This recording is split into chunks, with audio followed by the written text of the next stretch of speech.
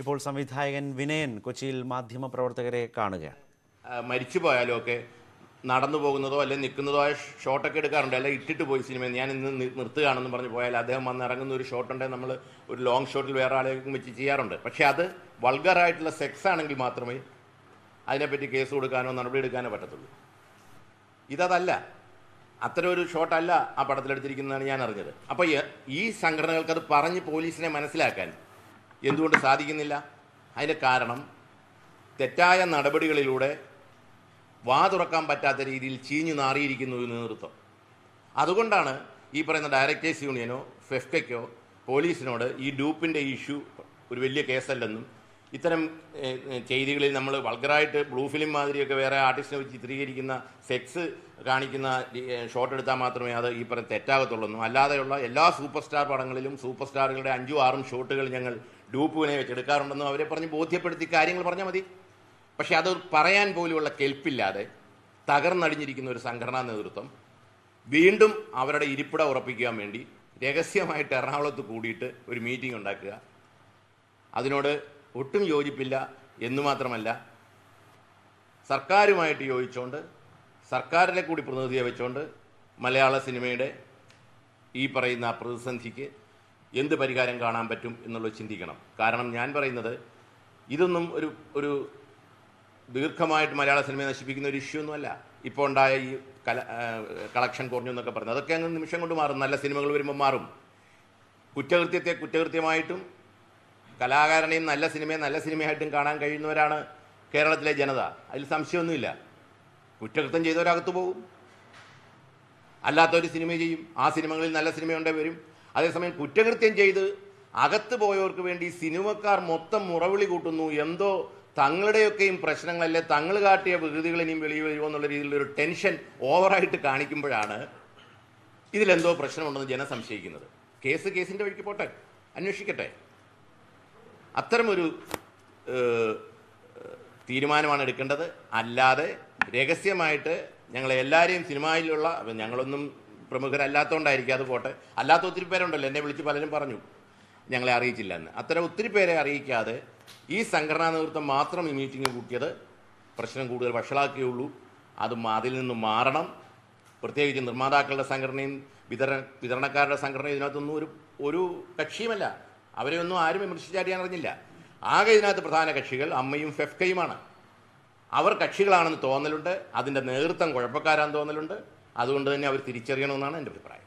ഈ ആളുകളെ വിലക്കിക്കൊണ്ട് കാര്യങ്ങൾ നേരിടാനുള്ള സമീപമാണ് സിനിമാ സംഘടനകൾ ഇതുവരെ കൈക്കൊണ്ടിട്ടുള്ളത്. അപ്പോൾ അതിൻ്റെ ഭാഗമായിട്ട് ഇന്നത്തെ യോഗത്തിൽ 2 ചാനലുകളെ ബഹിഷ്കരിക്കാൻ വേണ്ടിയുള്ള തീരുമാനം കൈക്കൊണ്ടായിട്ട് അറിയുന്നത് താങ്കൾ അറിഞ്ഞിട്ടുണ്ടാവില്ല? അങ്ങനെ ഒരു തീരുമാനമായിട്ട് ഞാൻ അറിഞ്ഞില്ല. ചാനലുകളെ ബഹിഷ്കരിക്കുന്നു. ഏതായാലും ചാനൽ ബഹിഷ്കരണം എന്നൊക്കെ പറയുന്ന തീരുമാനം ഞാൻ നേരത്തെ പറഞ്ഞ പോലെ മണ്ടത്തരമാണ്. ഈ ചാനലുകളുമായിട്ട് ശക്തമായിട്ട് ഒരു ചർച്ച നടത്തണം എന്ന് ഞങ്ങൾ കുറച്ച് പേര് പറഞ്ഞൊരു സമയമുണ്ടല്ലോ. ഇവിടുത്തെ സാധാരണ നിർമ്മാതാക്കളുടെയും സാധാരണ ഡയറക്ടർമാരുടെയും സാധാരണ നടീനടന്മാരുടെയും ഒക്കെ ചിത്രം സാറ്റലൈറ്റ് എടുക്കാതെ സൂപ്പർ സ്റ്റാറുകളുടെ മാത്രം ചിത്രം സാറ്റലൈറ്റ് എടുക്കുന്ന ഒരു സമയത്ത് ബാക്കി ചിത്രങ്ങളെ ചവിറ്റുകൊട്ടയിലോട്ട് എറിയുന്ന ഒരു സമയത്ത് ഞങ്ങൾ പറഞ്ഞിരുന്നല്ലോ, ഇത് ശക്തമായിട്ട് പ്രതികരിക്കണം. ഈ ചെറിയ ചിത്രങ്ങളും കൊണ്ട് എടുക്കണം, ചെറിയ വില കൊടുത്തിട്ട് എടുക്കണം. 5 കോടിക്കൊക്കെ എടുത്തിട്ട് നഷ്ടം വന്നാലും പ്രശ്നമില്ല. കാരണം അന്ന് ഈ ചാനലുകളുടെ മേധാവികളും സൂപ്പർ താരങ്ങളും ഒക്കെ ആയിട്ട് അത്ര എന്താ പറയുക, അത്ര ഇഷ്ടമായിരുന്നു. എം വിൻസെന്റിന്റെ MLA-യുടെ ജാമ്യാപേക്ഷ പരിഗണിക്കുന്നത് നാളത്തേക്ക് മാറ്റി. തിരുവനന്തപുരം സെഷൻസ് കോടതിയാണ് ജാമ്യാപേക്ഷ പരിഗണിക്കുന്നത്. വി വിനോദ് ഇപ്പോൾ ചേരുകയാണ്. വിനോദ്, തുടർച്ചയായി ഹർജി മാറ്റിവെക്കുകയാണോ കോടതി? ശരത്ത്, ഇത് 3-ാം തവണയാണ് കോടതി ജാമ്യാപേക്ഷ പരിഗണിക്കുന്നത് മാറ്റിവെക്കുന്നത്. നേരത്തെ മുൻകൂർ ജാമ്യത്തിന് അപേക്ഷ നൽകിയെങ്കിലും പോലീസിന്റെ അറസ്റ്റ് ഉണ്ടാവുകയായിരുന്നു. 22 മുതൽ നെയ്യാറ്റിൻകര സബ് ജയിലിൽ MLA റിമാൻഡിൽ തുടരുകയാണ്. അതിനുശേഷമാണ് സെഷൻസ് കോടതിയിൽ ജാമ്യാപേക്ഷ നൽകിയത്. ഇത് 3 തവണയായി മാറ്റിവെക്കുന്നു. നേരത്തെ തന്നെ ജാമ്യാപേക്ഷയെ പോലീസ് എതിർത്തിരുന്നു.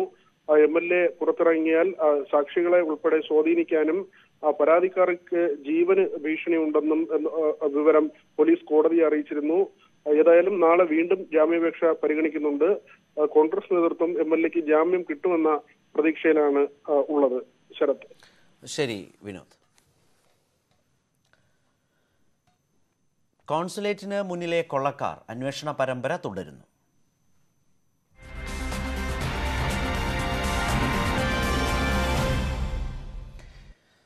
ഉദ്യോഗാർത്ഥികൾക്ക് വ്യാജ മെഡിക്കൽ സർട്ടിഫിക്കറ്റ് ലഭ്യമാക്കിയത് അംഗീകൃത മെഡിക്കൽ സെന്ററുകളെന്ന് സംശയം. തട്ടിപ്പിന് പിന്നിൽ വലിയ ശൃംഖലയെന്നാണ് സൂചന. അതേസമയം വ്യാജ മെഡിക്കൽ സർട്ടിഫിക്കറ്റ് റാക്കറ്റിനെ കുറിച്ച് ന്യൂസ് 18 പുറത്തുവിട്ട വിവരങ്ങൾ മുഖ്യമന്ത്രിയുടെ ശ്രദ്ധയിൽപ്പെടുത്തിയ ശേഷം UAE കോൺസുലേറ്റിനെ അറിയിക്കുമെന്ന് മന്ത്രി KT ജലീൽ പറഞ്ഞു. ഗൾഫ് രാജ്യങ്ങളിൽ പോകാൻ കള്ള മെഡിക്കൽ സർട്ടിഫിക്കറ്റ് നൽകുന്നത് സംബന്ധിച്ച തെളിവുകൾ ന്യൂസ് 18 പുറത്തുവിട്ടിരുന്നു. ഇത് ശരിവെക്കുന്നതാണ് ഈ രംഗത്തു നിന്നും ലഭിക്കുന്ന വിവരങ്ങൾ. Gulf approved medical centres association അംഗീകരിച്ച 23 പരിശോധനാ കേന്ദ്രങ്ങളാണ് സംസ്ഥാനത്തുള്ളത്. ഇവയിൽ പലതിനും മുൻവർഷങ്ങളിൽ വൻതുക പിഴയൊടുക്കേണ്ടി വന്നിട്ടുണ്ട്. ചെല്ലുന്ന രാജ്യങ്ങൾ നടത്തുന്ന പരിശോധനയിലെ ഫലം ഇവിടെ നൽകിയ സർട്ടിഫിക്കറ്റിലേതിൽ നിന്ന് വ്യത്യസ്തമാണെങ്കിലാണ് പിഴ ചുമത്തുക. രോഗങ്ങളുടെ കാഠിന്യമനുസരിച്ച് പിഴത്തുകയിൽ വ്യത്യാസം വരും. പരിശോധനയിൽ പ്രശ്നമുണ്ടെന്ന് കണ്ടാൽ ഉദ്യോഗാർത്ഥിയെ മടക്കി അയക്കും. ഇത്തരത്തിൽ പലരെയും മടക്കി അയച്ചിട്ടുമുണ്ടെന്നാണ് വിവരം. വടക്കൻ കേരളത്തിലെ ഒരു ഗ്രൂപ്പിന് മാത്രം ഒരു വർഷം 68 ലക്ഷം രൂപയോളം പിഴയൊടുക്കേണ്ടി വന്നിട്ടുണ്ട്.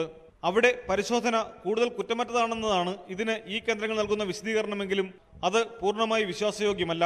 ചില രാജ്യങ്ങളിലെങ്കിലും പരിശോധനാ സംവിധാനങ്ങളിൽ തട്ടിപ്പ് നടത്തുന്നവർക്ക് സ്വാധീനമുണ്ടെന്ന സംശയവും ഈ രംഗത്ത് പ്രവർത്തിക്കുന്നവർ രഹസ്യമായി പങ്കുവയ്ക്കുന്നു.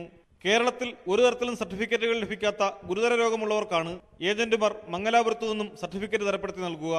ഇതിനായി തിരുവനന്തപുരത്ത് മാത്രം 5 പ്രധാന ഏജന്റുമാരുണ്ട്. ഇന്നലെ മാത്രം തിരുവനന്തപുരം ഗാംഗയിൽ വൈദ്യപരിശോധനയ്ക്കെത്തിയത് 400 പേരാണെന്നത് തട്ടിപ്പിന്റെ ആഴം വ്യക്തമാക്കുന്നു. ദക്ഷിണേന്ത്യയിലെ വിവിധ സംസ്ഥാനങ്ങളിൽ നിന്നും എത്തുന്ന ഉദ്യോഗാർത്ഥികളിൽ രോഗങ്ങൾ മൂലം സർട്ടിഫിക്കറ്റ് നിഷേധിക്കപ്പെടുമെന്ന് സംശയമുള്ളവരെ കണ്ടെത്തി വ്യാജ സർട്ടിഫിക്കറ്റ് ലോബിയുടെ അടുത്തെത്തിക്കുന്നത് താഴെത്തട്ടിലെ ഏജന്റുമാരാണ്. തിരുവനന്തപുരമാണ് അടുത്തെങ്കിലും വൈദ്യപരിശോധന മംഗലാപുരത്ത് നടത്തിയവരുടെ എണ്ണത്തിലെ വർധന അന്വേഷിച്ചാൽ തന്നെ തട്ടിപ്പുകാരിലേക്കുള്ള തെളിവുകൾ ലഭിക്കും. അതേസമയം വ്യാജ മെഡിക്കൽ സർട്ടിഫിക്കറ്റ് നൽകുന്നതായ വിവരം UAE കോൺസുലേറ്റിന്റെ ശ്രദ്ധയിൽപ്പെടുത്തുമെന്ന് മന്ത്രി KT ജലീൽ പറഞ്ഞു.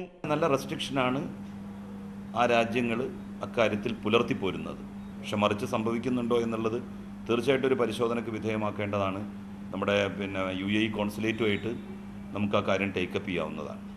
CMO ആയിട്ട് സംസാരിച്ചതിന് ശേഷം ഇങ്ങനൊരു വിഷയം അദ്ദേഹത്തിൻ്റെ ശ്രദ്ധയിൽപ്പെടുത്തി കോൺസുലേറ്റുമായിട്ട് കോൺടാക്ട് ചെയ്യാവുന്നത്. വ്യാജ സർട്ടിഫിക്കറ്റിന്റെ പേരിൽ ആരെങ്കിലും ഗൾഫിൽ നിന്ന് തിരിച്ചയക്കപ്പെട്ടാൽ അത് രാജ്യത്ത് തന്നെ നാണക്കേടാണെന്നും മന്ത്രി ചൂണ്ടിക്കാട്ടി.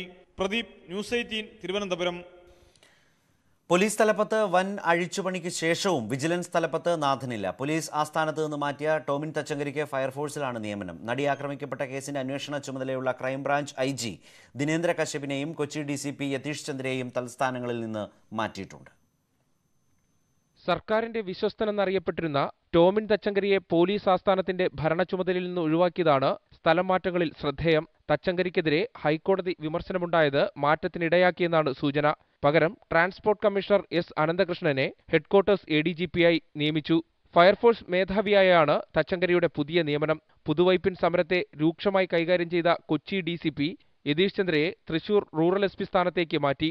കൊച്ചിയിൽ നടി ആക്രമിക്കപ്പെട്ട കേസിൽ അന്വേഷണ ചുമതലയുള്ള ക്രൈംബ്രാഞ്ച് IG ദിനേന്ദ്ര കശ്യപിനെ പോലീസ് ആസ്ഥാനത്തേക്കും മാറ്റി നിയമിച്ചു. ക്രൈംബ്രാഞ്ച് തലപ്പത്ത് നിന്ന് നിധിൻ അഗർവാളിനെ KSEB വിജിലൻസിലേക്കും ഫയർഫോഴ്സ് ADGP A ഹേമചന്ദ്രനെ ക്രൈംബ്രാഞ്ച് മേധാവിയായും നിയമിച്ചു. വിജിലൻസ് ADGP അനിൽകാന്തിന് ട്രാൻസ്പോർട്ട് കമ്മീഷണറുടെ ചുമതല നൽകി. Thiruvananthapuram city police commissioner Spurgeon കുമാറിനെ ആഭ്യന്തര സുരക്ഷാ ചുമതലയുള്ള DIG-ആയി നിയമിച്ചു.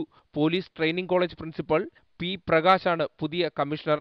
തിരുവനന്തപുരം DCP അരുൾ B കൃഷ്ണയെ വയനാട് ജില്ലാ പോലീസ് മേധാവിയാക്കി. പോലീസ് ആസ്ഥാനം AIG Rahul R Nair Thrissur city police കമ്മീഷണറാകും. അതേസമയം വിജിലൻസ് തലപ്പത്ത് പുതിയ നിയമനമില്ല. വിജിലൻസ് നാഥനില്ലാ കളരിയെന്ന് നേരത്തെ ഹൈക്കോടതി വിമർശനമുണ്ടായിരുന്നു. പോലീസ് മേധാവി ലോക്നാഥ് ബെഹ്റയാണ് നിലവിൽ വിജിലൻസിന്റെ അധിക ചുമതല വഹിക്കുന്നത്. ന്യൂസ് 18 തിരുവനന്തപുരം. ഇപ്പോൾ രാജ്യസഭയിൽ ശക്തമായ പ്രതിഷേധം ആണ് കാണുന്നത്. നടുത്തളത്തിൽ ഇറങ്ങിയിരിക്കുകയാണ്. സ്വാഭാവികമായും പാചകവാതക സബ്സിഡി പ്രശ്നം ആകാം രാജ്യസഭയിലെ പ്രശ്നങ്ങൾക്ക് ഇടയാക്കിയിരിക്കുന്നെന്ന് കരുതാം. വിവരങ്ങളുമായി ഞങ്ങളുടെ പ്രതിനിധികൾ ചേരും. തത്സമയ ദൃശ്യങ്ങളിലേക്ക്.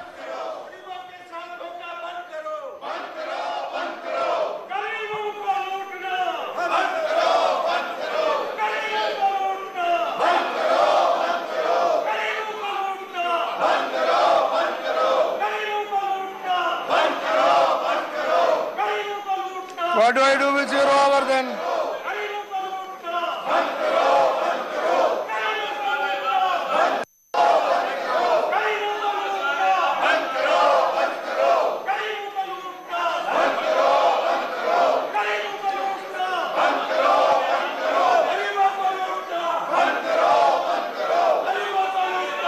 have 13 names for 0 hour. I would request you to go back and allow members to raise 0 hour notice. Important issues.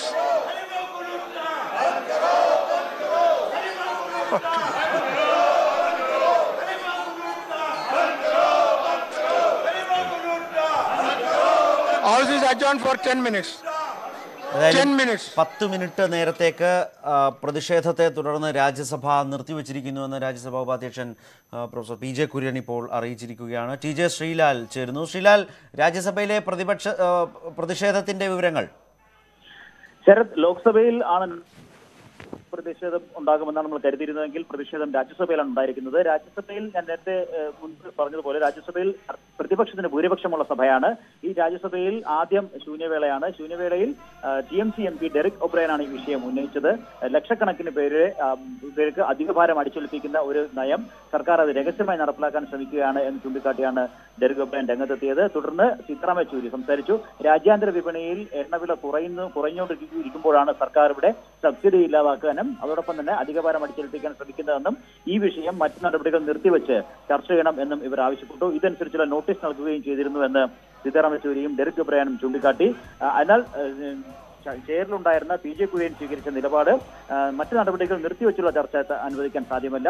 അതായത് ചട്ടം 267 പ്രകാരമുള്ള ചർച്ച അനുവദിക്കാൻ സാധ്യമല്ല.